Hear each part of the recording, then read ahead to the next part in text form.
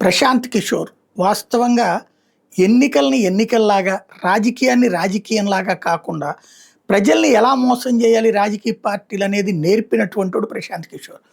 అలాగే ఆ వ్యవస్థని చిన్నాభిన్నం చేసి అంటే ఒక రాజకీయ పార్టీలని వ్యాపార వ్యవస్థల కిందన మార్చినటువంటోడు ప్రశాంత్ కిషోర్. చివరికి ఆ పాపం వెంటాడింది.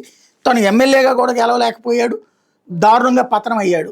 ఆల్రెడీ ప్రధానమంత్రి అవుదాం అనుకున్నాడు. చివరికి కనీసం ఎమ్మెల్యే కూడా కాలేకపోయాడు. గిలగిల్లాడిపోతున్నాడు. ఇప్పుడు త్వరలో నబీన్ ప్లేస్‌లో బీజేపీకి సంబంధించిన ప్లేస్‌లో ఎంపీగా పోటీ చేస్తానంటున్నాడు. అదే సందర్భంలో ఎన్నికల సంఘం మీద, సుప్రీంకోర్టు మీద తీవ్ర అసహనాన్ని వ్యక్తం చేస్తున్నాడు. ప్రక్రియ మీద ఇప్పటికే అబద్ధాలు చెప్పడం బిగించేశాడు. సుప్రీంకోర్టే స్వయంగా పర్యవేక్షించి కరెక్ట్ అని చెప్పినటువంటిది, న్యాయమూర్తులే స్వయంగా పర్యవేక్షించి కరెక్ట్ అని చెప్పినటువంటి దాన్ని తప్పు పట్టడం అన్నటువంటిది. ఓడిపోయినోడికల్లా సర్, ఇదివరకు ఈవీఎం ఇప్పుడు సర్.